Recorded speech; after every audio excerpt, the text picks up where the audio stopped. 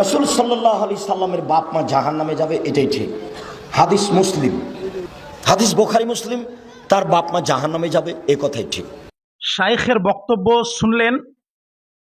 শাহী মুসলিমের হাদিস, রাসূলুল্লাহ সাল্লাল্লাহু আলাইহি সাল্লামের পিতা মাতা জাহান্নামী, এ ব্যাখ্যা দিলেন। জাতিকে ধোঁকা দিচ্ছে, নাউজুবিল্লাহ। শাহী মুসলিমের প্রথম খণ্ড, হাদিস নাম্বার 2154 এবং 55, আবু হুরায়রা রাদিয়াল্লাহু তাআলা আনহু হইতে বর্ণিত, রাসূল সাল্লাল্লাহু আলাইহি সাল্লাম ইরশাদ করেছেন, মায়ের ইস্তেগফারের জন্য আল্লাহর কাছে এজাজত চাওয়াই এজাজত দেয়নি, জিয়ারতের এজাজত চাওয়াই আল্লাহ জিয়ারতের এজাজত দিয়েছেন। আমি মায়ের কবর জিয়ারত করেছি। পাশাপাশি দুটো হাদিসের বক্তব্য প্রায় একই রকম। আমি দায়িত্ব নিয়ে বলছি, এ দুটি হাদিসের মধ্যে একটি লাইন, একটি শব্দ দ্বারা প্রমাণ করা যাবে না যে রাসূল সাল্লাল্লাহু আলাইহি সাল্লামের আব্বা মা জাহান্নামে যাবে। আর ইনি ব্যাখ্যা করে শুনিয়ে দিলেন রাসূল সাল্লাল্লাহু আলাইহি সাল্লামের আব্বা মা জাহান্নামে যাবে, এটাই ঠিক। নাউজুবিল্লাহ। ওয়ালা তাকুম আলা কবরিহি, সূরা তওবা আয়াত নাম্বার 84। রাসূল সাল্লাল্লাহু আলাইহি সাল্লামের মা যদি জাহান্নামী হতো, মুশরিক হতো, এ আয়াতে নিষেধ করছেন যারা মুশরিক, যারা কাফের, তাদের কবরের পাশে যেও না।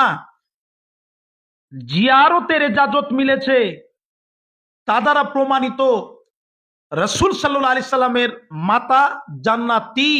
একটা অভিযোগ আসতে পারে যে রাসূল সাল্লাল্লাহু আলাইহি সাল্লামের মায়ের মাগফিরাত, ইস্তেগফারের এজাজত কেন হলো না? উত্তর, আমেনা ইমানদার ছিলেন, আব্দুল্লাহ ইমানদার ছিলেন, জান্নাতি। সুতরাং যে ইমানদার জান্নাতি, তার মাগফিরাতের দরকার নেই, তাই মাগফিরাত ইস্তেগফারের হুকুম আল্লাহ দেননি। আর ইমানদারদের কবর জিয়ারত করা জায়েজ আছে, তাই জিয়ারতের এজাজত মিলেছে, আলহামদুলিল্লাহ। এই দলিল দিয়ে আবার জাহান্নামী প্রমাণ করছে, জাতিকে ধোঁকা দিচ্ছে। প্রিয় দর্শক, কাউকে ধোঁকা দিলে, কাউকে কষ্ট দিলে, তার কাছে ক্ষমা না চেয়ে আল্লাহর কাবার গেলাফ ধরে আল্লাহর কাছে ক্ষমা চাইলে আল্লাহ ক্ষমা দিবে না। তার কাছে ক্ষমা চাইতে হবে, ক্ষমা হবে। প্রিয় শায়েখ আমার আল্লাহর শানে কেমন বক্তব্য দেয় শুনুন। কাবা ঘরের গিলা ভরে থাকবেন, আল্লাহ একটা লোকের আমি বদনামে এইভাবে সাড়া দিয়েছিলাম, তুমি আমাকে মাফ করো। আপনার হায়াত পর্যন্ত ক্ষমা চেয়ে যদি ক্ষমা হয়ে যায়, তাহলে আল্লাহ হবেন জালেম, অত্যাচারী। আল্লাহ ক্ষমা করে দিলে আল্লাহ হবে জালেম, আল্লাহ হবে অত্যাচারী। আল্লাহ ক্ষমা করবে না করবে সেটা আল্লাহর এখতিয়ার। যে আল্লাহর শানে অত্যাচারী, জালেম কথাটা ব্যবহার করে, সে নবীর পিতামাতার শানে কি আদব রেখে কথা বলবে? এসব শায়েখদেরকে বয়কট করুন, নিজের ঈমানকে বাঁচান।